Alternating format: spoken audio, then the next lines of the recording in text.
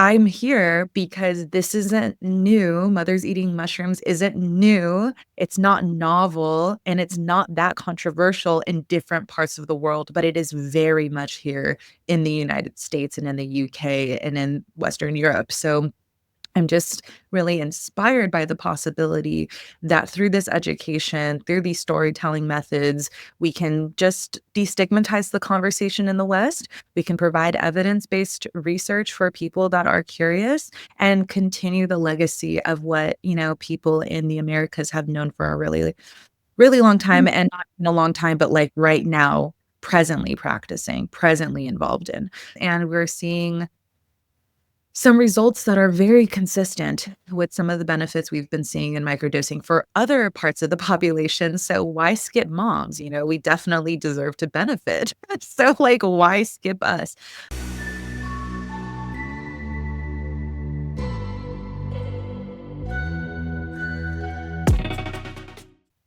Welcome to Wendy Goes Deep. Today, I am so excited because I have this amazing woman on today. Her name is Mikaela de Myco, and you may or may not be aware, but I have been working with her for about a year, a little over a year, somewhere around there. And we have been working on this project that she started called Mothers of the Mushroom, and we're going to go into all kinds of things about it. And I could read off a beautiful bio about Mikaela, but the truth is that it'll be best if you hear from her about who she is and kind of why we're here. Welcome, Mikaela. Hi, Wendy. Thank you so much for having me today. Hello, listeners. My name is Mikaela de Myco. I'm a mother community organizer, citizen science researcher. I'm based here in Kumeyaay Territory, San Diego, California, and have been walking my path with entheogens for many, many years. I first came in contact with MDMA at the tender age of 13 and just kind of found my way through, LSD and psilocybin at 18. I'm 30 now. And so it's been, a little over 10 years of relationship. And there was a there was a crossroads at a certain point in my journey where I became pregnant. And this was back in 2019. I looked, far and wide to get an understanding for psilocybin safety profile, psilocybin containing mushrooms as safety profile in pregnancy and breastfeeding and postpartum. And I asked the question, are mushrooms safe for pregnancy? And there just wasn't much there. So I've really kind of found myself in a position to fill that gap here in our community. And I fill some other gaps as well, working with survivors of sensual assault here, maintaining safety for sensual beings. I'm a psychedelic herbalist. I care deeply for the earth. I love working with the medicine of plants, psychedelic and otherwise. And I'm really here to just continue the struggle to rematriate entheogens, which is to hand off roles, rights, responsibilities, and also respect to mothers, aunties, daughters, and maternal caretakers here in our community. So thank you so much for having me. It's always a pleasure. It's been a pleasure working with you pretty closely for the last almost year and a half, really. And um, it's about time that we had this conversation. So thank you for being here and for making it happen. Yeah, I know. I'm so excited to go in. So, um, to get started, for the people who do not know, because I know a lot of people know me from different places, I think it would help if we started with like how this project even came about. What was the spark that got it going, and why we're basically still here today? For real. So as I mentioned, back in 2019, there wasn't much. And so I consulted with an elder who I'd known through community, and she's from Jalisco, Mexico. You can read a lot of this introduction in the mothersofthemushroom.com/research section, because the story means so much to me. I think it is really important to understand that we wouldn't have any of this information if it wasn't for careful stewardship over many generations of people who kept this, close-knit information in kitchens and pueblos and homes and communities of people in Mexico and all over the world. And so I was very grateful to just have access to someone who'd been embedded in a community where psilocybin containing mushrooms were deeply woven and continue to be woven.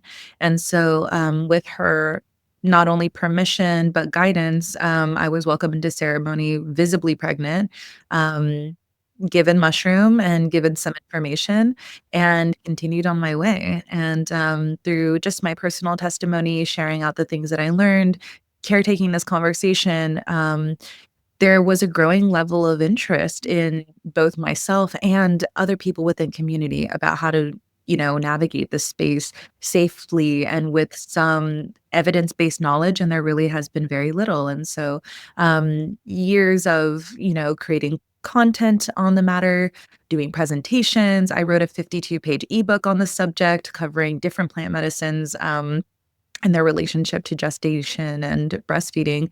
I was reached out to by James Fadiman, who's writing, a book on microdosing, health, healing, and performance. And I was consulted for a motherhood section or a section on pregnancy, breastfeeding, and postpartum. So the vision of conducting citizen-based scientific research to produce some evidence-based information really started to blossom and flourish from there. And the survey started going out.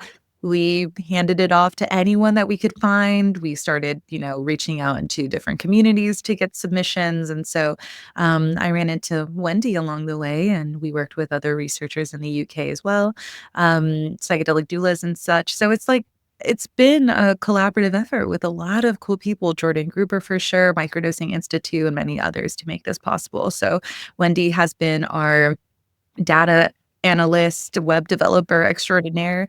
And so we handed off that research, 411, almost 12 surveys to James and Jordan so that they could use some of the information. And we were like, well, we're just sitting on this. We have to do something. Like, how are we going to keep this from the public when the public really needs this information? So, we developed a website so that people can access the information that we learned. So very, very grateful for all the decisions that came together to make a project like this possible. I remember when I met you, well, like meet you through Clubhouse, and you were on one of the rooms and you had said, "Hey, does anyone know how to build websites? I've got this, all these survey results." And my mind was like, I want to know what's in the data. I was like, okay, I'll help you build a website. Does that mean I get to look at the data? And that's kind of what spurred me initially, because there in the last several years, there has not been any research that you can find on mothers and pregnant women, except for your name will come up, sometimes through searches. And, hearing your story, I was so interested because you've been so brave about sharing it. And I've heard of like moms on mushrooms or, these different, things through social media about the moms and taking mushrooms. And I personally had been dipping my toe into microdosing because of my clients. That's actually how I got introduced to the world of psychedelics. So I came from a very different background, a Catholic upbringing, very, very typical of many people in the United States. We were science-based. My mom was an engineer. So like, if it didn't come from science, we didn't, look at it basically. But then we also had that religious thing. So like all the shame, and you always had to walk, the right path and be a good person. And then with the war on drugs, drugs were bad, and I stayed away from them. And I did do some things in my 20s, and it was very much club oriented. It was not healing or anything of that nature.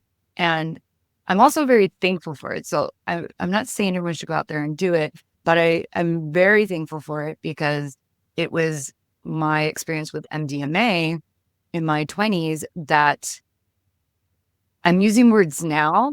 I didn't understand it at the time, but now I can look back and kind of see what was happening actually from like a scientific lens. At the time,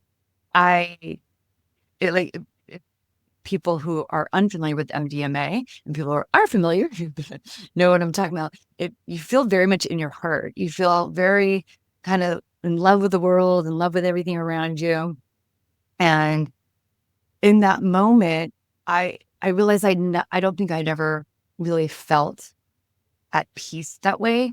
And looking back is when I can realize that my guard was down. It was the first time I think in my entire life where my guard was down. And then I had another pivotal moment with Adderall.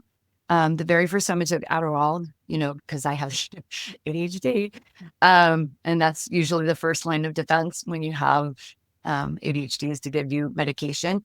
And when I took it, and I was like, whoa, there's space between my thoughts. It's the only way I can describe it. It was space between my thoughts. And once again, I know I had been living my entire life with that just rapid, like, brain that just would never stop. I would either get myself completely worked up and then crash, full speed crash, full speed crash. That was my entire life. Like I did not know anything. I didn't even know that this is actually how people could think.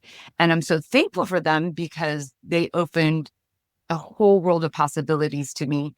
And then when I had a client ask me about microdosing, one of my orgasm coaching clients, she asked me about microdosing, and she's a nurse. And I asked her, like, well, can't you, just go talk to like someone, at the hospital, like, that knows stuff? She's like, no, I can't say anything. I'll lose my job, but I know you're safe and I can talk to you. I was like, well, I don't really know. And she was like, I guarantee you'll be back in a couple of weeks with the answers for me, because we've been working long enough. She knew that I wouldn't stop. And basically I haven't stopped since she asked me that question sometime in 2019. I've been researching ever since. And so when you came up on that Clubhouse room, I was like, oh my God, I want to learn. I want to learn everything that's in here, because it has been through the personal experiences, my personal experiences. Like I can explain why MDMA, what it does in the body. I can explain why Adderall does in the body, but that felt experience of what that has meant for my life because of those substances, we're life changing. And so that's what kind of led me into wanting. And then the more I researched for my clients, and I became more comfortable with taking psychedelics for something other than being bad in a club, my whole life changed. And that's what led me to here. Um, so now that we kind of get like an idea of how we got here, what for you, like, what has been the main thing with this research that keeps you going? I would say my primary motivation with the Mothers of the Mushroom Project is mostly because there will have to be a multitude of approaches with how to fill the gap in this knowledge base. And running conventional testing for mothers eating mushrooms in pregnancy, breastfeeding, and postpartum is so far into the future. And we'll have to control for certain variables, which will look very unlike typical use. So maybe, running it through conventional methods will look like having to use synthetic psilocin or synthetic psilocybin, or, if it's postpartum research study, then the moms won't be able to breastfeed. And like, there's going to be some things down the road that when approached through these methods, we're going to lose. And so, as you mentioned, just these real lived experiences, the inspiration of James Fadiman's early microdosing research really was like this collection of real world, anecdotal, but anecdotal en masse. And what does anecdotal en masse do is it gives you a data set. If you conduct the questions properly and like ask the right questions, you can really like tease out some good information from the accumulated body of these stories. And so what keeps me going is obviously the desire to stake a place for citizen science and psychedelic research. I think that's very meaningful, and it's going to be a workaround for some of these more niche like avenues in research. And also like the forming of a relationship between indigenous knowledge and generational learning, and the ways of knowing that comes from our ancestral scientific methods, um, to be, put to the scrutiny of like the Western medical system. Like, can we still exist in our knowing and share our knowing in the way that we know it through storytelling and through generational sharing in a way that can be acknowledged and still seen as valuable through like the Western lens? Like, I really feel there's room for us to be here, and that us and science can work collaboratively to honor one another. And so that really keeps me going as well. It really keeps me going to know that, there's communities of people living right now in like the Sierra mountain ranges of Mexico and the Mazatec community and the Huirarica community that don't need the permission of Western science because they have the backing of thousands of years of knowledge.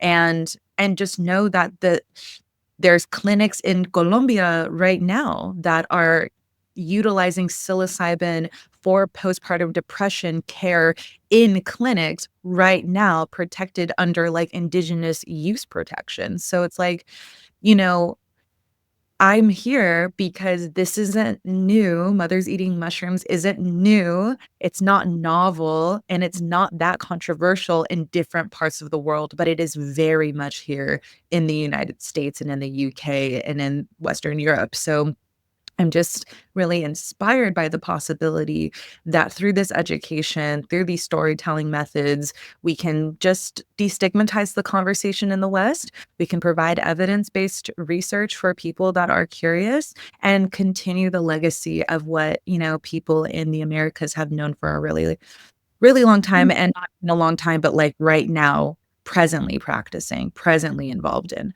So that's huge. That's huge for us. And we're seeing some results that are very consistent with some of the benefits we've been seeing in microdosing for other parts of the population. So why skip moms? We definitely deserve to benefit. So like, why skip us? I've seen just incredible things happen when mothers feel well. And so I'm also very driven by and inspired by the mothers that this has already touched and will touch, because if moms are happy, the world is happy. Yes. Yes. Um, there's a few things that you were talking about that brought up things for me. I know you know who Dr. Sandra is, and we had a discussion not that long ago about this, and she could say it so much more eloquently than I can, but Love she's Dr. a This is I shit. know. So for those who don't know, Dr. Sandra in ethics, and she's like, there's no other way to do this study. There's no other way to do this work but to do it through citizen science, because at least the way this is done, all of the mothers who have ingested the psilocybin mushroom have done so of their own accord. They weren't convinced to do it or trying to do it as a part of science. Even maybe they were doing it for their own, scientific research, but it was, it was not put on them to be enrolled in this study. And from an ethical standpoint, that's the best way, because even those of us who are now in the psychedelic community, there are a lot of different medicines, not just psilocybin mushrooms. There's a whole bunch of different ones, and they're not all meant for every single person. At least that's been what I can see. And I would assume that, like, even in indigenous practices, there's probably times when different medicines are suggested, just like, when you have a cold versus when you've got a boo-boo on your arm, you're gonna grab for something that's different when the things that are wrong with you are not, when a Band-Aid is not gonna fix it, you need to look for another tool. And then one of the other things that was kind of coming up to my mind when you were talking was that it's strange, like the whole thing about citizen science not being relevant is kind of mind-boggling to me, because unless you're looking specifically at research where it's looking at the chemical reactions or quantum physics and Newtonian physics stuff, whatever, when you're looking at the molecules basically, or something like that. Anytime you're dealing with someone, you're getting their response. So even all the SSRI medicine, maybe it was done in a lab with controls, to maybe figure out the safety component of it. But at the end of the day, whether or not that medicine actually works has everything to do with the stories that people tell. When they Well, say, yes, I feel less depressed. Yes, I feel less anxious. No, I still feel more anxious, or I feel same or more. That is actually citizen science just with done by a medical lab code. uh, And, uh, this whole double blind placebo controlled trial, thing, it drives me absolutely nuts because it's just one way. Like there's just, there's not just one way to do anything in this world. There's multiple ways to do it. And it's really beneficial. It can help isolate individual components. But as humans, we are not isolated more than we are more than we should be. But like our heart is not disconnected from our digestive system, which is not disconnected from our lungs, which is not disconnected from our brain. Like it's all connected. So you can't isolate someone.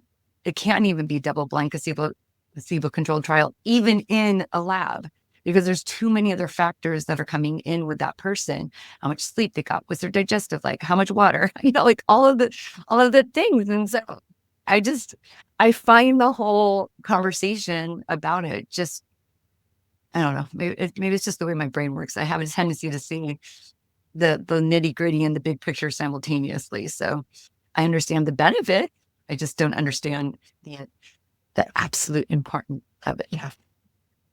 and I mean, but that is to also just say that there's many ways to arrive at the information, and who are the only voices that are worth listening to when it comes to information as sensitive and delicate as motherhood. I mean, like, is the obstetrician going to be more experienced than the lay midwife? Is it a matter of credential? Is it a matter of experience? Is it a matter of years? Is it a matter of how many births a person attended? It's like, what is your experience base? I feel like it's important to recognize that there are many systems in which a person can get their education. And what I've just seen time and time again is like this constant handing away or taking away from indigenous based scientific knowings and methodologies in preference to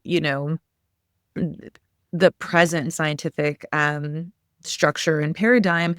And to say that one way is the most foolproof method would be foolhardy in that to disregard the kind of pollutants within that system, like who is funding what research and for what, and who is behind certain studies and like what outcomes they're interested in seeing. And so, you know, citizen science gives us all fair play, and I'm really here for that. I'm really here for there is not big money interest in this. There is people, humans solving problems the way that in a way that can follow a scientific methodology and a methodology that is way more personable um, to solutions we're looking for. So, to say that one way of knowing and one way of arriving at these conclusions is like cleaner, more professional, more valid, right? It's to also ignore like the contaminants within that system, which there are many as well. So, I've had kind of a keen sense around, especially in the birth space and midwifery and womb care, around the history and legacy of shifting hands of power where, birthing and the care of women and children was primarily with community-based midwives for the known history of mankind, and only until, the early 20th century, did things start to shift over into the burgeoning medical establishment like we know today, w without, and it couldn't have happened that way without, like, a concerted effort, that's traceable through newspaper articles and magazine articles about how traditional midwives were dirty and unsafe, and that, like, women should move into hospital, and, like, birth should be managed by an obstetrician, and really validating itself as the authority on birth, but that was done through very dubious and devious means, and honestly, a lot of malicious intent to like move credibility out of the hands of people that had a lot more experience in birth, women, and children. And that led to a lot of problems. Like, we talk about thalidomide in our research paper. We talk about, I mean, I've done a lot of presentations about the use of scopolamine and twilight sleep for labor. And obstetrics is like no obstetric science was no stranger to foul play, making mistakes, and harming women and children in pregnancy, breastfeeding, and postpartum. So, to look at citizen science, to look at people with experience bringing these medicines in, to look at people with a background in midwifery and womb care and say you are not qualified is insulting, to say the least. So I'm just praying to be able to cross the threshold of pointing fingers and saying, well, you're dirty or you're not doing it like well enough or something like that. And I love Dr. Sandra for acknowledging it wouldn't happen any other way at this point. But I hope that with what we're showing, we have some proof of concept that an amazing scientist listening to this right now, can say, hey, I know about a study going on at Kaiser, for example, or a bigger hospital looking at, mothers who were interested in ketamine therapy or psilocybin for postpartum depression, because I know those hospitals are interested in solutions. I know those caretakers, those RNs, those therapists, those counselors, those midwives, like, are so curious and just deeply want to meet the needs of their clients. And I know some of them are gonna prefer information from a white coat, and some of them are gonna be okay with citizen science, and it's really up to us to work together interdisciplinarily.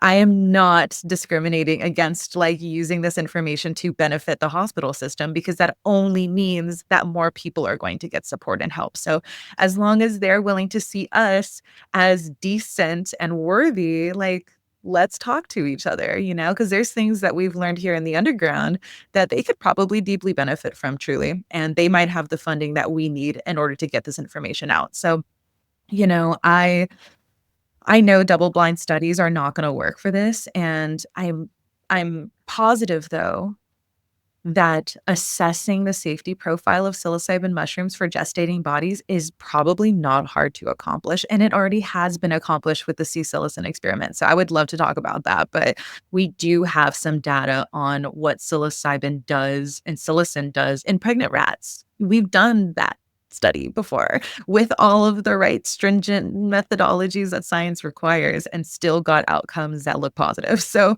I'm hopeful. I'm for sure hopeful that both systems will come to some conclusions that are meaningful for the public. Yeah, I love that you brought up safety because that's, coming from my, my background, I was like, this is safe.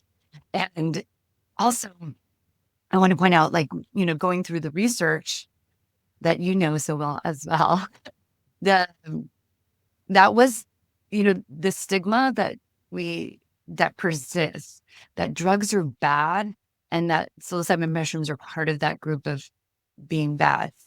Everyone in the underground knows that of all of the different substances, like psilocybin mushrooms are the safest, basically they've got this safest profile.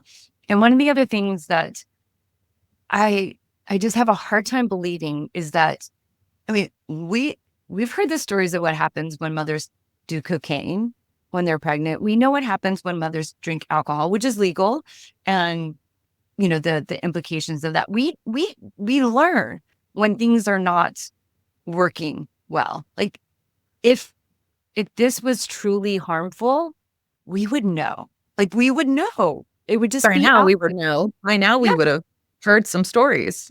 Yeah. And anytime there's even something even remotely a little bit scandalous, like the pilot who had done a microdose like a few days before, or like a couple days before he flew or something. And the way that story got picked up, right?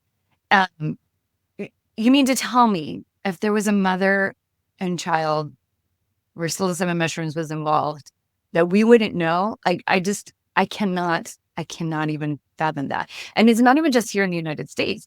I scoured, like putting the research paper together, I scoured for as much information as I could. I went into, thank goodness for Google Translate. I use Google Translate a lot to figure out some of the stuff. But I looked into over in Europe, I looked all kinds of places, and there isn't. And every time psilocybin mushrooms actually is indicated as someone going into a hospital, because there are some like hospitalizations of that and sorts of that kind of thing. Um, it's always, if it's just psilocybin mushrooms, then it's because people are having a difficult time experiencing the trip. So it's in their, it's the mind experience of what is happening. And all from what I remember going through this one research, all but one out of hundreds of people who went to the hospital because they were, freaking over their trip, so to speak. But one had lasting effects, and the lasting effects, I think, were only up to 6 months. And of the other reports where there were some more complications, there was always other substances involved. And based off of the effects, it was really the other substances.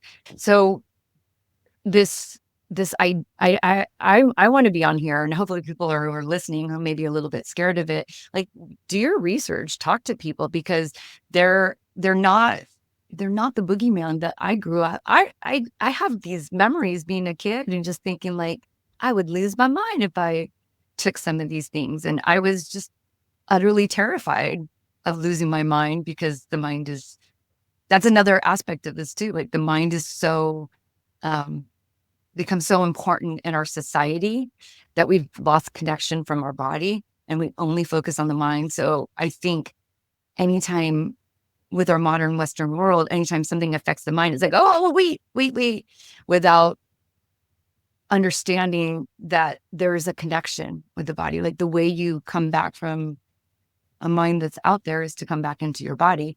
And that's wisdom that has been known for centuries, that has been lost through the medical community. I would say for safety profile conversation, you mentioned, in the underground, people know that psilocybin is among the safest classic psychedelics that we work with. I would say science also knows that. There's been LD50s testing done on psilocybin and a number of different, naturally occurring entheogenic medicines, and, comparing those and putting them up against very, as you mentioned, caffeine, nicotine, alcohol. Things are very readily available at your local corner store, that they just stack differently. And what I will say is that the two primary medicines that some of these communities work with, mescaline containing cactus and psilocybin mushrooms, like milligram per milligram, are safest in the LD50. If death is a toxic endpoint, mescaline and psilocybin are way up there, next to caffeine, next to aspirin, next to morphine, which are regularly used and accessible to gestating bodies. So it's just really neat to know that, safe use practices are safe because the substances that we're utilizing in these communities are relatively hospitable in the human body, and science is like acknowledging that right now, which is really incredible. And I don't think we have an LD50 on ayahuasca. I don't think we have I'm sure we have an LD50 on cannabis, but like, these substances can be well metabolized, which is amazing. And that's not to say that they don't cross the placental barrier into the baby if a person is pregnant, but that's where, safe use practices from the abuelitas come in. Like, this is how much, person per person is very different, but like dosing practices change when you're in pregnancy. Dosing practices change when you're in birth. Dosing practices change when you're in postpartum, the same way that pharmaceuticals do. So it's like we just can treat these as also substances that only the dose makes the poison. Like, let's just be conscientious about their impact at certain points in the gestational experiences for best unoptimized benefit.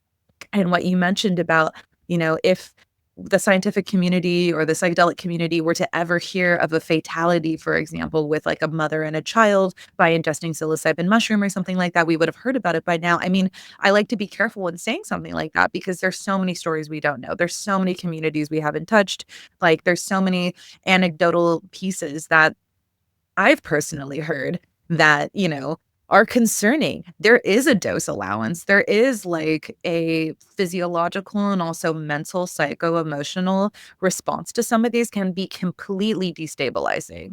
So it is important for carefulness, stewardship, and conscientiousness to be applied, especially with the delicate nature of birth and pregnancy and postpartum and breastfeeding. And what I will say for safety, if anyone is like a mother or soon to be mother or, has a friend who's like just generally interested in some safety profile conversation around ingesting psilocybin and in that experience is like what we do know about the rate of miscarriage, for example, in early pregnancy, is that up to the 11th week, we have a very high likelihood of miscarriage just not controlling for any variables at all, just generally in the population. And even going to a massage therapist, for example, participating in acupuncture, going into a sauna or jacuzzi before the 11th week has its risk factors. It can increase, the possibility or chance for the body to do what it does naturally, which is release sometimes. And so if psilocybin is ingested before the 11th week, it's, it could be reasonable to imagine or to postulate that like psilocybin was the cause of the miscarriage, but it's hard to know those things. And so generally for some people, they choose not to ingest before the 11th week just to maintain that safety. And if you were to go to a massage therapist, they might turn you down before the 11th week for fear of getting like sued or held responsible or liable for that. And as a practitioner, when I'm serving mothers or in community within my own body before the 11th week, there is always an extra step and precaution taken when consulting with those people and educating them about the risk of miscarriage, you know, generally before the 11th week. So I just think just like having basic knowledge about birth and having basic knowledge about psilocybin and some traditional practices can at least begin building some guidelines and some like evidence-based safety protocols if someone is pregnant, breastfeeding, postpartum, how they might bring this in a really informed way. So that's just one thing to just keep in mind for safety is like, I'm not saying every single person who ever ate psilocybin mushrooms, like within the 11th week span of time, like, increase their risk, but it's just really important to just know that going in, that that's always a factor, and, we just don't know all the stories of mothers, but of the women and the mothers that and the birthing people that we interviewed and surveyed, we're not seeing fatality, which is amazing. It's good to say that. It's good to know that we can say that, ingesting psilocybin while pregnant did not increase the risk of infant mortality. That's a huge I just wanna sit with that for a moment. Like, that's really remarkable because it's something we just haven't had yet. But to your point, Wendy, about, like, the safety profile of mushrooms, it is unsurprising, and I think as a researcher, I would not have felt so inclined to take on this project if I had any doubt in my mind that psilocybin was not safe for most bodies. And psychologically, mental, emotionally, yes, it can be extremely fragmenting at, like, really high doses and even at low doses too, but like, functionally and in the body, I felt like if we were gonna study anything, let's look at psilocybin because I feel that the research substantiates that psilocybin is quite safe. So, yeah, safety is so that's the careful thing we've had to be with this project is down the road, we just wanna be conscientious about, yeah, if that story does come out, you know, Mhm. how we respond, and we will need to respond carefully, because we at the end of the day want to serve mothers and families and not put people at risk. But what we are seeing, just from the data that we've collected is no mortalities so far. And so, we only have 412 people really like documented at this time. But I would say those odds are at least decent at this point and and hope for more. So, um, you know, I just I just love I just love the fact that I just love the fact that with carefulness, any substance in the natural world can be made in relationship with, you know?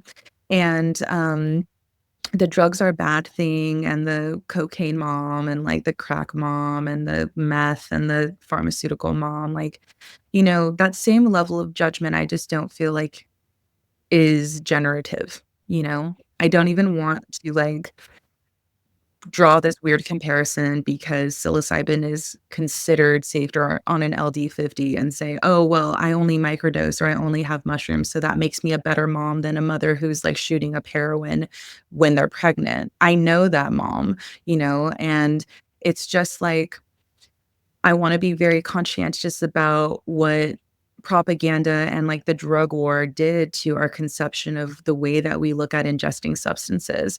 And in other parts of the world and with safety use practices, even things like coca leaf, for example, that is, like, highly regulated. Cocaine is highly regulated and stigmatized and also, like, criminalized, people would be amazed to know that in places where the relationship between people and coca leaf, is still intact, um, the primary use and most used, scene for coca leaf is in the birth experience, is mothers in community with coca leaf lean on coca leaf to assist them in birth because it is the tallest mountain you will ever climb. So it's just like, without sounding too woo or too, like, far into this, legalize every drug ever Emerge. space, I very much am a person that believes that only the dose makes the poison, and it would be really nice to see harm reduction and benefit optimization as the future mode of talking about mind-altering substances for mothers as opposed to strict prohibition and criminalization, because the mothers in the survey that we've seen, their motivations, their desires to, leading them to use or to have relationship with is not criminal in any sense of the word. So, like, if it's just to lift stigma for righteous use, it's also to lift stigma on our relationship to these substances generally as a larger community and a society. There, yes, absolutely. Yes, I was thinking first. And then there's something, we were talking about the coca leaf. Humans have been like messing with the earth and co-creating and mixing things together since the beginning of time. So the when scientists do it, I see no, like I can see why. Like we've always been curious, like, oh, how much further can we take our knowledge?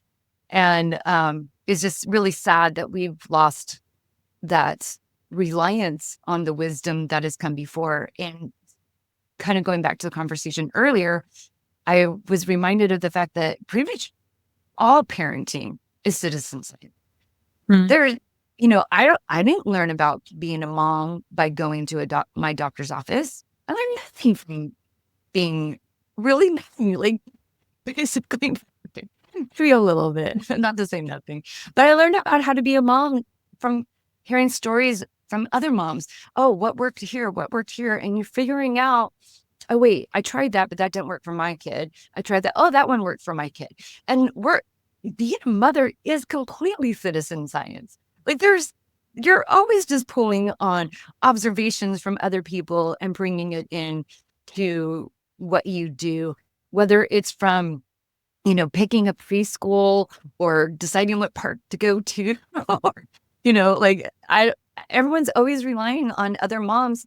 Hey, what did you think about that? Hey, what, how was that experience for you? And it's from that wisdom that we go, oh no, stay away from that, or no, try to do that. And that that is at the heart of this research. mm, And I will say,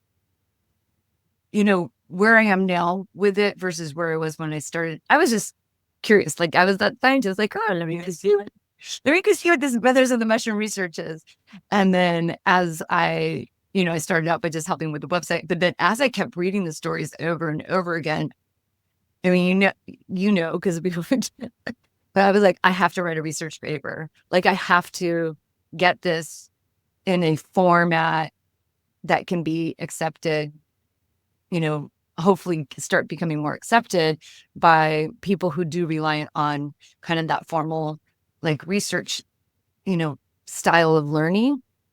And in doing so, I became so uh, acquainted, with the stories. Like I don't know their names, they're just numbers, but their stories are very, very real. And the consistency across the board, and it's really hard to look at all the data and not be inspired by it. I mean, you can read an article here and there, but when you're reading 400 stories and consistently over and over again, all of the different things from, getting off of, alcohol because they're pregnant and they want to, not bring that in for their child, or they've been sober, but now that they have a small child and no support, they don't want to turn back to substances, or their ADHD and brain fog is leading them completely, at wit's end. They don't want to slip back into a deep depression, the anxiety, like all of these are the reasons. And it was all because they want to be a better mom. It's not like, oh, I want to go have fun and party in Mexico, which I don't think there's anything wrong with that, honestly. But that's not the reason that people are doing that, are willing to talk about this, because the stories, these are real people that like talked about how the mushrooms basically changed their life. And, after scouring through all of the data, there are some challenges, but compared to the struggles before, it doesn't, the challenges that the mothers experienced don't even compare. And that has been my motivation going forward, because these voices, I'm so thankful that they filled out the survey, because they are going to be, as we keep doing this work and as people keep learning about this, their voices are going to help set, hopefully, and change, set a new example and change a paradigm. And I'm like, I'm gonna get all teary. Try not to. I mean, what is so meaningful is in the research paper, and thank you, Wendy, for just extrapolating like all of that information from the raw data, because reading through each story, you start to notice as a reader, and those stories are actually open and available on the website in the story section. There's specific areas for like, breastfeeding stories specifically, or postpartum stories, or stories that mention the word trauma in it. So I hope that people take the time to explore the individual stories, because each and every one of them has a particular flavor, a particular perspective that I think is very meaningful. And, looking at all of those stories en masse and then pulling those conclusions together. Well, what was the accumulated like, benefit profile? Like, why were people ingesting? What were the general motivations? And what's so cool to see is like the general motivations matched the benefits. Like I was looking to reduce anxiety. Cool. Benefit was anxiety relief. Like it was like some of these people got what they were looking for, which is so meaningful, because it's so hard to get what you're looking for as a mom. You know what I mean? It's like hard to find that right combination of activities and practices and support systems and chemicals that like just meet the needs of you, the individual person, the unique individual person. And what I will, just always like applaud you for is like in your writing and co-creation of disseminating this information to the research paper was like you acknowledge that like adaptability that psilocybin has, like truly as an adaptogen to just kind of read the fucking room and like line up the factors internally so that the benefit can emerge. And that's kind of what James and Jordan are like dealing with in their new microdosing book, which is it's not necessarily treating a vast variety of conditions, but instead is creating the conditions in the individual to like remediate some of these like experiences. So what amazes me is that the individual stories are so moving and make me want to cry when I read them because like looking at the minutia and looking at the small fine detail and the story is like, wow, that impacted the life of one person so entirely. It probably is changing the shape of the way that their family functions for the foreseeable future, whether that's by, ridding the family line of addiction or alcoholism or working and teasing out like the postpartum depression sickness from their entire family or, like doing these fine detailed changes in their life that like shift the paradigm of that individual family. And then you see that times 400. And you're like, damn, that's a lot of kids. That's a lot of worlds. That's a lot of schools. That's a lot of future adults right there that are now like being foundationally changed with just the presence and not controlling for every other factor, but just the presence as a correlation, not a causation, as part of a helpful system, and not the silver bullet, but like still can be integrated into a household with a good deal of agency, like flexibility. And what I loved about the numbers, and like I love the numbers actually too, is that like, over 70% of mothers are microdosing intuitively, which is just like telling us that like we require flexibility in how we approach our issues and how we approach our needs. And psilocybin provides that. Like at low doses, it functions in a certain way, and higher doses, it functions in a certain way. We can choose seasonality as a part of our practice, or, daytime journeys or nighttime experiences, a multitude of different forms because it's pretty accessible and it's pretty affordable. And that means so much. It means so much that this, thing, this medicine, this tool, this technology, whatever it is being that people are now coming in contact with can be contacted and engaged with in a very self-determined way, at a way that doesn't break the bank, and in a way that integrates pretty seamlessly with people's lives. So I'm really here for the accessibility that psilocybin mushrooms provide. And you mentioned the challenges, and what I will say is all this accumulated benefit, right, on the flip side has, a shadow to it. And what I'm seeing in the shadow part of it, is it's actually it's pretty enlightening. It's pretty enlightening to know what the challenges were. And if you read or listen to the audiobook, you'll know that list of challenges, and the challenges did include the stigma itself. Like that's it saddens me, and also is very reaffirming to know that the challenge most people faced was what other people are gonna think, not necessarily what's coming of their doing it personally, but, like, how that's gonna be received by their friends, their family, their jobs, you know, their exes. Will my use be used against me? And it really leads me to question things like what's happening in Oregon or what's happening in Denver, what's happening with the decrim movements. Like, on regulation and legality, are there gonna be protections built for mothers, for example, or fathers too, or, any family member, grandmothers included, that will protect if they ingest medicine, and will that impact their ability to have custody of their child? Are we treating it the same way, as drug use in different, categories, right? Scheduled, drugs. So that's in my heart of hearts, is like, what could research like this do for the conversation around, um like, policy reform? Because if we see the benefits and we see that it challenges the stigma, then how is that stigma still getting reinforced through the law? And if we see the benefits and we're showing that this is not harmful, then why are we still criminalizing mothers for it?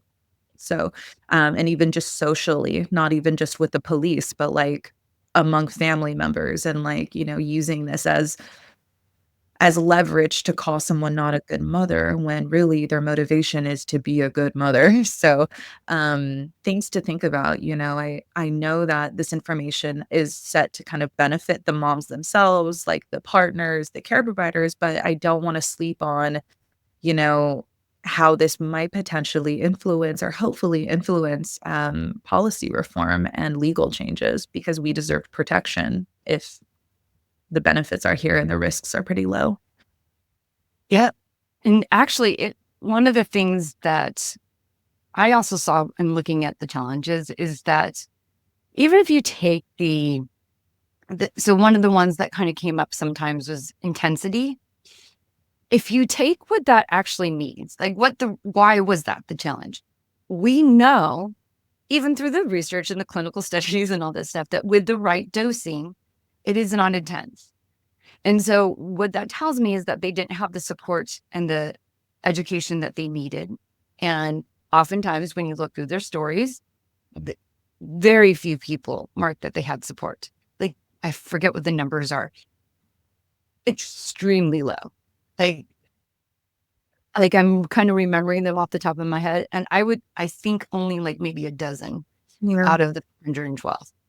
I might be wrong, but we're talking really low. And even the ones who said that they got support, I found what I could on Google, you know, that was the support that they had. It wasn't even like real support. Not to say that you can't find good information online. And when you think about that, the reason the support wasn't there is because of the stigma around it. Because if there was no stigma, if it was decriminalized, we're not, like starting there, right? Like, let's start with decriminalization so that this research can continue, so that these mothers don't even have the few challenges that are reported. Like, most all of the challenges would go away with reducing stigma and decriminalization, because then it would allow, if it was decriminalized, then it would allow people to actually talk to their doctor. They won't lose their jobs if my clients, my microdosing clients, the vast majority of them are therapists, nurses, lawyers, and teachers that cannot talk about it with anybody. They cannot talk about it to their doctor. They don't talk about it with their family. They don't want to come out with colleagues. They cannot talk about it at all. And that is why they need, and luckily I'm here to be able to give them the support they need to figure this out. And, it's just heartbreaking, because with a little bit of information, now I'm not saying go ahead and do, you know, something that's going to put you in trouble. That is, the legal risks are real. They're actually real. But if someone does choose to do that, they should be able to get the support. And if we could decriminalize it, then we can just let go of all of that, all really heartache, like actual heartache that these people are experiencing and going through these, struggling, wanting to find support, trying to find support, trying to go, a lot of stories in there about not being able to get help through doctors. Some people scared to take the only medicines that are available that you're not actually supposed to take while you're pregnant, right? Worried about dropping into a depression while they're pregnant, or while they're breastfeeding, or in postpartum, because that is harmful to the child. There, the safety profile that we've seen so far, the amount of they're ACEs, adverse childhood experiences. Like, this is in public health and community to try to reduce ACEs. And it's so simple. It's decriminalization. That's like, at least for this aspect of it, to start the broader topic. And who knows what else we will discover, what other modalities, whether it be through Indigenous practices or through science. Because as scientists start becoming aware of these things, that those of us who have already started this connection between body and mind, that hearing it on the outskirts, you start hearing a neuroscientist talk about it, or a brain surgeon, or, different people. My friend's oncologist started teaching her more about some of these other modalities. And it's through that that we actually will get the healing that the world needs, and especially mothers. Like they're raising our next generation. And even if you're not a mom, like say you're watching this right now, you're not a mom, you don't have kids, it's still the people as you get into your elderly years, it is the younger generation that's going to be helping you. And even if you're not a mom and not a parent, like this affects us all. It affects everybody. Do you want I'm going to use this because this was in the news. Do you want the person in the control tower for the airplanes being stressed, unable to get support? And I'm not saying you should use microdosing over there, but I'm just talking about a general picture. Let's say one of the kids grows up and this is their career. Maybe they're not using it, but they've now developed the tools. They have the nervous system regulation because their mom was more regulated, because children learn how to regulate their nervous systems based off their parents. And that's, a whole conversation, right? Another reason why this is so important. I mean, there's so many avenues to why this information needs to be out there, and it needs to continue, and it needs to be looked at seriously and not just as some, hype thing that's going on, because all these mothers will tell you it's not hype. This is their life. This is their well-being that has benefited from the mushrooms. Absolutely. Yeah. No, thank you. Thank you for that piece. And I love that we get into this discussion in the research paper itself. Like the audiobook like really goes into it, and I really look forward to just like the longer form discussion of this conversation around ACEs and like how the households that children live in set them up for their future life. Because there is some hype around moms that eat mushrooms right now. Like it's like a trendy thing for moms to microdose. And I would say microdosing among the mothers, as we found in this research, is like pretty common. There is a wide range of doses among mothers. And so definitely want to just name that like microdosing mom is just barely scratching the surface on like what a mother's and person's, relationship is with mushroom. And mothers are ceremonialists and cultivators and advocates and, coaches. Like we're all up in this space. We're all up in the psychedelic community. We're all up in the wellness space. Like a lot of mothers are in this place and have 7-gram journeys under their belt postpartum.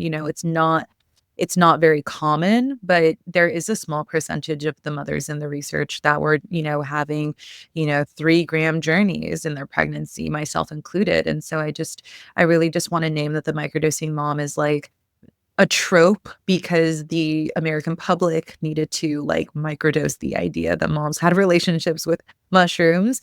And that's one thing. And de-stigmatizing it every dose, I think, is very important.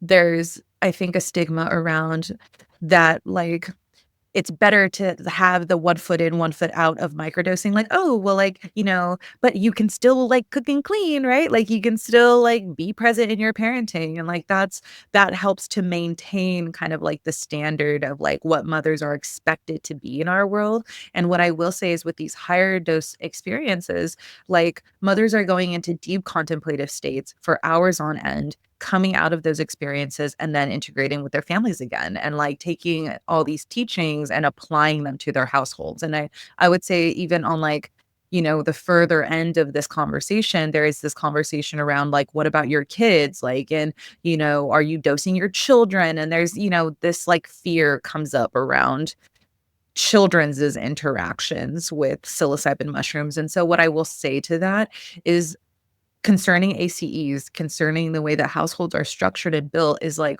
when moms have this relationship with their nervous system that is like both tended to, they have a rich inner landscape where they're like approaching these deeply rooted issues and things. what we've seen is that the children of these parents, as reported by the parents, so we need to talk to these kids longitudinally, right? Some of these kids are going to be 10 and 15, right? And in some of them a few years, honestly. So like we can actually talk to them about what was it like being in your household growing up? What was it like when your mom would go and have journeys and then come back? What mood would she be in after she would come back from those experiences? Like what was it like living in the house that you lived in, like knowing that your mom had a relationship with the substance? Like what I'm seeing and observing with the mothers that I'm in relationship with is that the children get the down the road benefits of psilocybin because the psilocybin has impacted the way that the moms function and then inspired the mothers to like structure the home in a way that's like conducive in pacing, in the kinds of foods that is being eaten, the kind of television that's being consumed, the kind of music that's in the home, the plants, the cleanliness of the house. Like it's changing the way that parents and families are constructing the inner landscape of their home. And so those are the benefits that the kids are receiving. It's not necessarily we're handing a 3-year-old some mushroom, although in different cultures and places, a 3-year-old would be ingesting like psilocybin mushrooms, or the first interaction that a child might have with psilocybin as actually a safety mechanism is through the breast milk, which is an interesting conversation to have because all of us seem to be trying to avoid the psilocybin breast milk for our kids, but like in some communities, that's how kids get started is through the genius mechanism of the dissemination of psilocybin in breast milk, and that filtration system that happens. But I would just say, in short, like the obsession with moms dosing their kids, I think misses the fact that the children receive benefit like by being in proximity to the healing that psilocybin is providing for their parent and how their parent is now constructing the world around them. So, you know, that's a meaningful part. I look forward to the longitudinal part of this research so that we can touch in with these kids way down the road and get a decent assessment of their ACEs, get a decent assessment of, you know, correlationally, is psilocybin also supporting parents in creating school choices, housing choices, food choices that then set their kids up for a better life in comparison to maybe averages in their neighborhood or averages for their city or averages based on race or gender or anything like that, you know? That's all we can really do is compare against national averages really, to see how the psilocybin families stack up against, like, what is currently popular in our parenting cultures. So, I just wanna name it's not uncommon for children as young as 3 or in breastfeeding age to come in contact with some psilocybin, not much, but some. So I just wanna name that first as pretty consistent across some traditions that still utilize psilocybin in their circles. And, like, our obsession with dosing our kids is, like, ill-founded because they're receiving benefit outside of the chemical augmentation that psilocybin might provide. And, you know, it's gonna actually take long-term study to get an understanding for the benefits that these children are receiving. We see the benefits for the moms, but we're not gonna be able to assess long-term safety and benefit until we can actually talk to these kids when they're teenagers or young adults. Um, you, you know, so many things that are coming through my mind at the same time. Okay, so one of the things that you brought up, the breastfeeding and having the psilocybin coming through, you happened to be there when I had earlier earlier today, even having a conversation with Jordan and James, and you know, one of the pushbacks they've gotten is that how can microdosing work across the board, right? And one of the things that we do know, at least a little bit right now, and then there's more research that should be coming out about it, is that, um, and I think this, and I'm 99% certain it was with psilocybin, the study that I'm thinking of off the top of my head, is that it impacts the pathways for mitochondria to be improved. And it actually ends up with a downstream effect to inflammation, to reduce inflammation. And it also has a downstream effect of being able to increase neuroplasticity. So we know that when you have healthy mitochondria, you are a healthier person. That is like undisputed at this point, like absolutely undisputed. There is so much research on it. It's not even a question anymore. You'll see it around everywhere. How do you mitochondrial health, support mitochondrial support, like you'll see mitochondria, and maybe you've never heard it before if you're listening or watching, but I promise you, it's out there where people are talking about mitochondrial health. And if the psilocybin mushrooms are increasing mitochondrial health, then the person is going to have an increase in health and well-being. They go hand in hand. And so it will not surprise me at all later on when we discover, like, oh, we should have been giving everyone the mitochondrial health. I mean, I don't know that that's actually the science is there, so it's not completely far-fetched to say that. Obviously, everything is a personal choice and a personal decision. And you mentioned the word self-determination, which is actually a very, very important phrase in my life. My younger son is disabled, and here in California, we have a self-determination program. And I was very fortunate to be one of the very first trained independent facilitators. And for a few years, I worked on the project for the state, helping people get into the self-determination program. And it cannot be underestimated how important self-determination is, making the choices for yourself, for your life, how beneficial it is in creating any kind of change in your life. And the medical model, while I think it has served a purpose and it still will always continue to serve a purpose, the the the idea that you go to someone and they fix you and you come back and you're better takes away that agency that is instrumental for, I think, all mental health. And because that is where a lot of the struggles that most people experience, but mental health is a byproduct of poor mitochondrial health. And that we also know.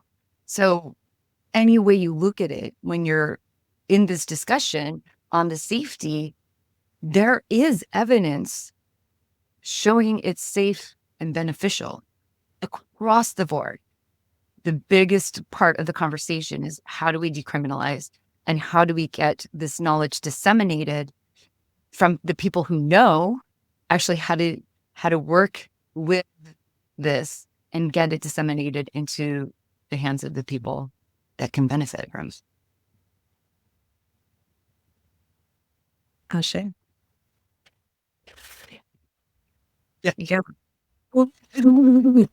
There's there's a lot of avenues to getting meaningful information to people, and open-mindedness and being courteous and conscientious and thoughtful, and recognizing the many ways of knowing something and coming and finding conclusions is going to be a meaningful step, right? I think that's what we kind of write into the ending of the research document is, it's going to take a really interesting concerted effort on the part of lawmakers and care providers and physicians and Native people and people in the underground that have been doing this for a long time as well. And, I don't know if we'll find a full-blown consensus on like where we stand on this topic, but we can't really move too much in the right direction if we're really rigid in our views. We're really rigid in the things, and we're really dogmatic about our points of view. I think that also undermines kind of like scientific inquiry, right? If we like just believe in what we believe, that any knowledge that comes in cannot be absorbed. And so I just, even as a citizen science, like my interest has always been in medicine and becoming a doctor, and biology and those kinds of areas of study was like my area of study before.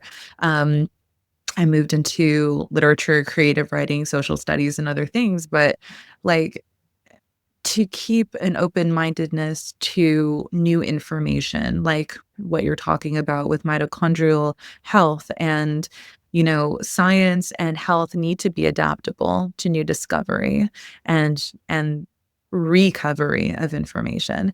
And, what's nice is that we're just recovering information that's been widely known, especially as it pertains to the integration of psilocybin in the human family. And use of psilocybin in the human family is traced, hundreds of thousands of years at least. And in like documented history, at least 5,000 years, if we are paying homage to some of our early educators in the psychedelic community, in the Western psychedelic community, I definitely think about people like Dennis McKenna, who was really trying to trace, psilocybin's interaction with the development of the human brain development system and language and symbolic language and leaps in consciousness around collaboration and inquisitive thought and all these things that we consider holds us distinct against the beasts. You know what I mean? It's like all the things that make us human, was it all a gift, And in The Food of the Gods and Terence McKenna's conversation around how psilocybin assisted humans in, like, kind of developing modern brain functioning, though, as we know it, his inquiry really kind of focused on what psilocybin did to the hunting class of people and, like, people going out and finding cow patties and flipping them over and, ingesting them and making them better hunters and more willing to collaborate with other hunters and community members and be more sexually active and procreate more and just build differently. Like, we don't have sharp teeth or long claws, but, like, we have each other, and we kind of discovered, like, how to be better together. And, what I've just seen even, studying a little bit of Terence's work and, like, the stoned ape hypothesis and stuff is, like, there's actually even a gap in the stoned ape hypothesis about how psilocybin might have impacted mothers and might have impacted the gatherers in the hunter-gatherer story, and how the generation and the creating of, like, domestic life and family and the sharing of information and tools, like, from domestic life, might have been impacted by psilocybin, and how the mechanism for evolution will and always will be is and always will be birth. You can't evolve without the mechanism of birth. So if we are going to call psilocybin responsible for all of these things that make us human, our ability to talk, our ability to be collaborative and share information with each other, how can we ignore the role of mothers and, like, eating mushrooms while pregnant as, like, the primary mechanism for that occurring? So, it's cool. It's really, I just hope people stay very open-minded to the idea that, everyone's praying for an evolution in consciousness, but how is that going to happen? The mechanism of birth is the way that evolution takes place. And if psilocybin was responsible for a giant leap in consciousness, according to Terence McKenna, like, I like to keep an open mind about what it might do with the resurgence of psilocybin use in birthing people in this day.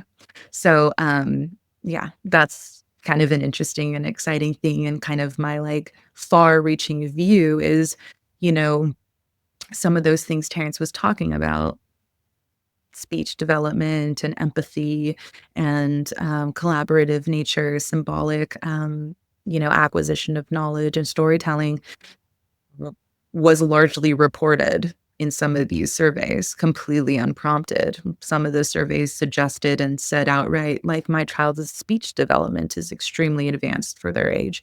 And as a mother of a child who's a psilocybin child, like, also observed similar things, and his older caretakers also, like, acknowledged that that is one of his characteristics, is that his speech is incredibly involved for his age. So, it's so cool to know that seeds were planted a really long time ago that we are recovering, and rediscovering and furthering, by being passed these batons, like from Terrence. I'm feeling with this project very much a baton being passed from Terrence to us to kind of continue this conversation, and from James Fadiman and Jordan, a baton being passed, like young people taking up our curiosity in the psychedelic space as like the next generation of inquiry. And this research project, this is just the beginning of the field of psychedelic research for mothers and children, which I'm very grateful to be a part of. So thank you for being a part of it. And as I mentioned, it's going to take openness, curiosity, and collaboration to kind of see this into a point where the the vast, like, social community of the Western world might even look at this with some benevolence, because I still face pushback, and this is bad science, this is dangerous, how can you even do this? Doors slammed in my face, this isn't real science, like, that's still happening. So, I just humbly come to this conversation like, I'm so willing to be wrong.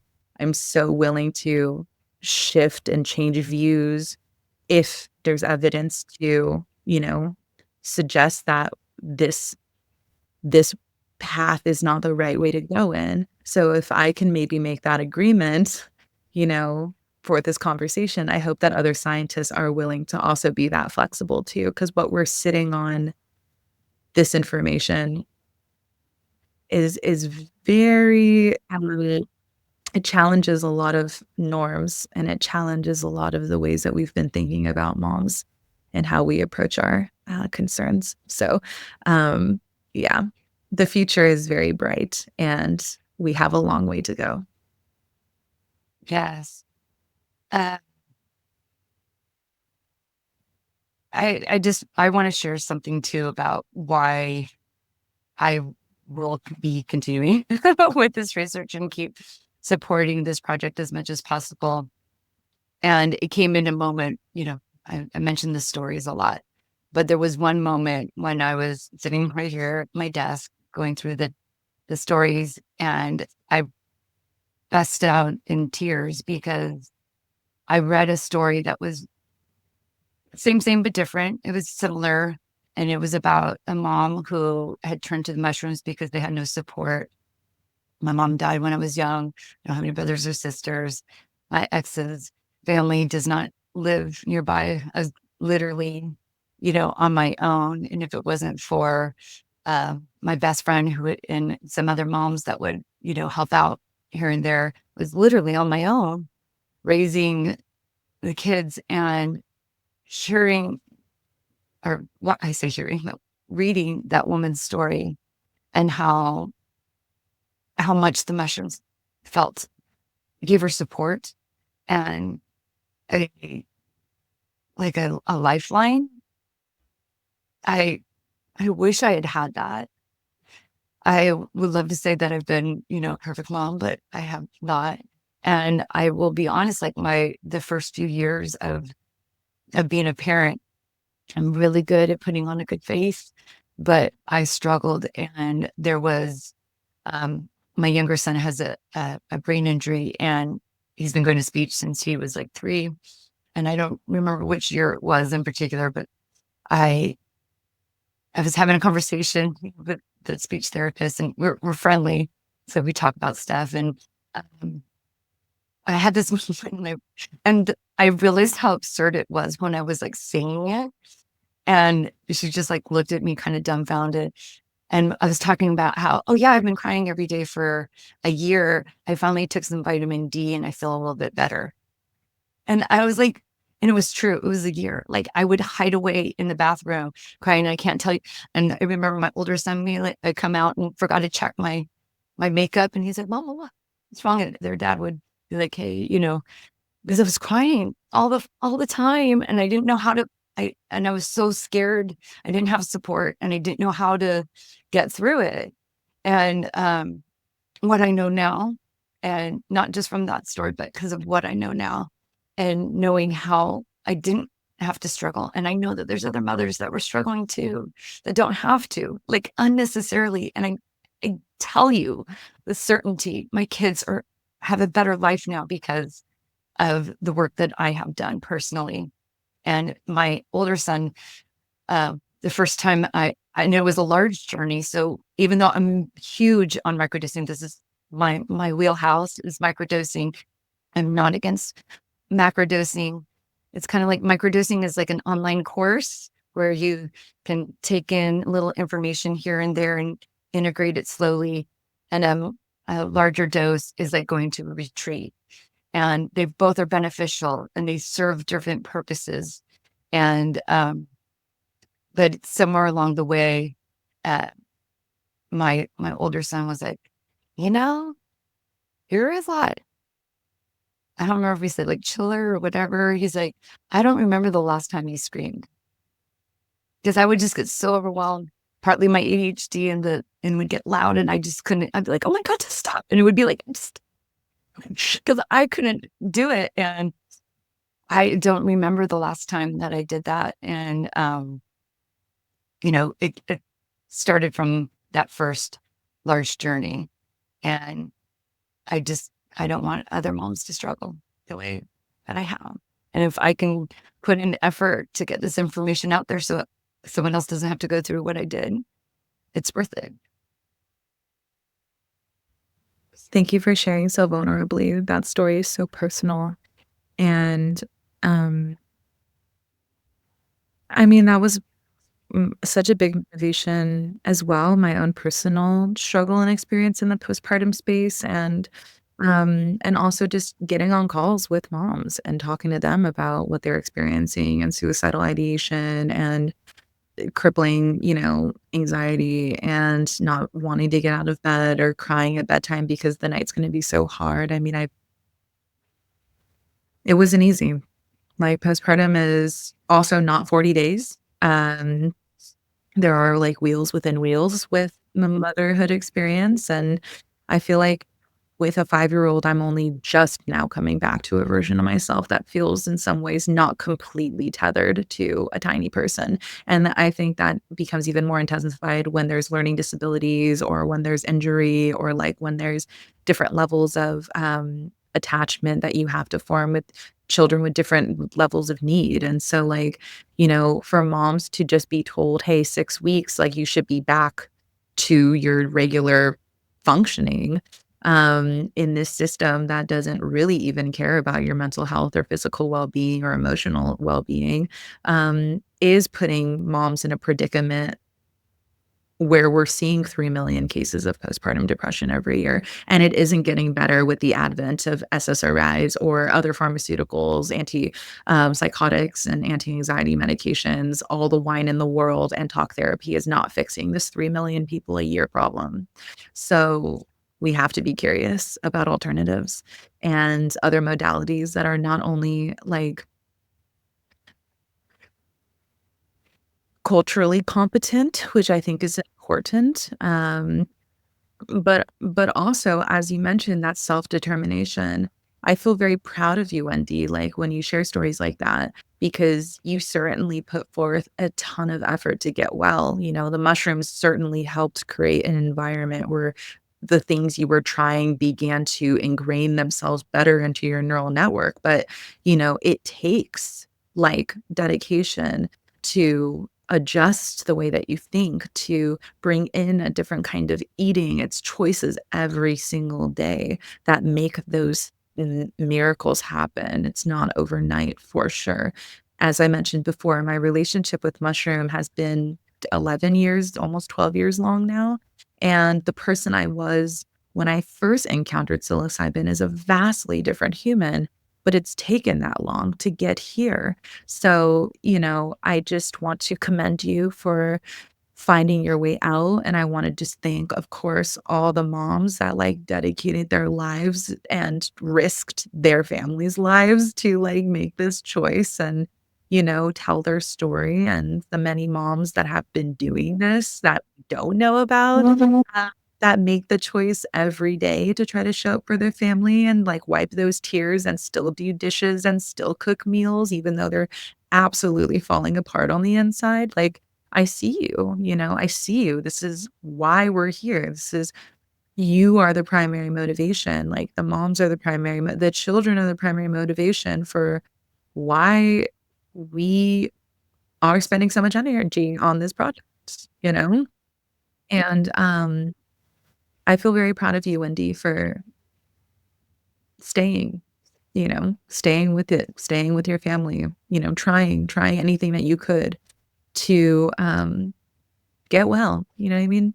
And, behind this beautiful research, behind all of this, like, dope graphics and fucking presentations and podcasts and stuff are, like, real breakdowns, real breakthroughs, and, a lot of help, from La Medicina and also, like, supportive care providers and other practitioners and other mothers that care and people that,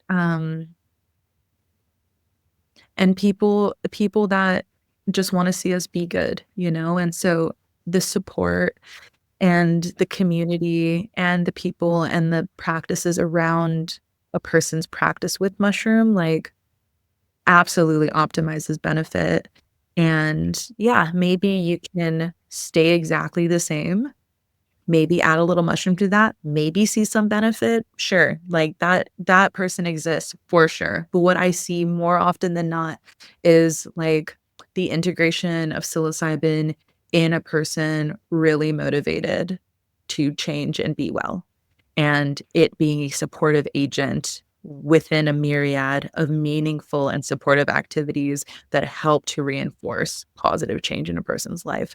So, there's room for there's room for self-determination, and there's room for helpers and guides and support systems, and there's rooms for whole communities of people that are, like, telling mothers that, "Keep going, like, we see you and we wanna see you thrive." I think the more people we have saying that, the more benefit we'll see in the 3,000,000 number, like, they are looking for something different. I would like to say that care providers are looking for better solutions, like, we're willing to work with fucking anyone and give them this information because I know they're at their wit's end not being able to meet the needs of the people in front of them. And, I'm very moved. I'm very moved by your story, and I'm very moved by, like, all the individual stories. So as cool and shiny as, like, all the research is, I really encourage people to maybe just take a moment to read even just a couple of the stories in a category that you might be interested in, um, because they're very captivating, and they really make the research feel very human and very real.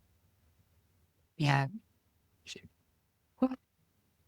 It's just, I'm so glad you, I'm so glad to be a part of the project. And thank you for coming on today to discuss this because these are conversations that we've had behind the scenes, a little bit here and there, but it's important, I think, for people to know about and why we're here and why it's important. And it's not just the numbers. These are real people behind those numbers and the real people that can be affected by it.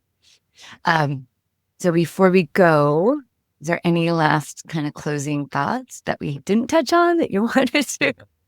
Yeah, guys, I spoke enough, I think, please, listen to the audiobook as a mom who's like, I don't know, starting to think I'm a little neurospicy too, but I just don't know in what ways. But, I find it challenging for me to like sit down and read a long form article.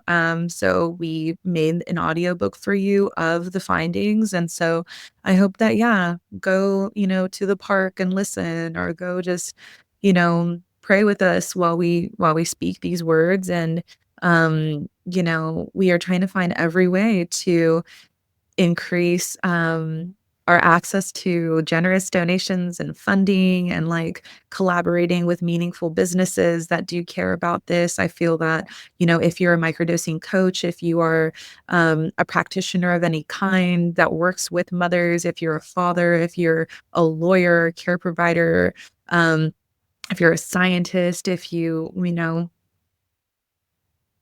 if you feel that this should exist, we've been able to self-fund quite a bit to be able to do what we've been able to do so far, and we've gotten so far with not very much. And so, I think this information, and I'm feeling deeply that this information stands to benefit a lot of people. And, if you feel that this should exist, come tell us. Come send us a love note, and, help us get into spaces where we might not otherwise be able to go, you know? And, this will this is about all the work that I'm set to do in my lifetime. Like, I'm found the thing that I'm interested in, and I'll probably be here for a while. So, I'm very much here to collaborate with people in all sectors. How could this information support, yeah, the people in your communities? So, very accessible. My website is mushwomb.love, and available via email or DM, or, check out mothersinthemushroom.com for, like, the stories and the research and all the things. But if you are at all interested in being named in the effort, giving a generous donation, platforming us, just hit us up. Let us know. Like, we are here to travel and share this word. So, just, yeah, means a lot to be here. Thank you for the platform, Wendy. And, let's not forget where we come from. Thank you. All right, everybody. Thank you so much, Mikaela. It has been a pleasure and a true honor to have this conversation with you today. Thank you. Thank you for joining for today's episode. I hope you found the conversation interesting, maybe even a little inspiring. And if you're curious about how to work with our guest today, check out the show notes because I'll have all the links and resources there. And if you're curious about how to work with me or what I offer, you can check out my website, wendygoesdeep.com, to learn more about what it is that I do. And I'd like to take this opportunity to ask you for a little favor. Growing this community is only possible with support from people like you. If you could take a moment to like, subscribe, or maybe even share it with a friend, it helps more than you know. And until we can go deep again, stay curious and keep exploring.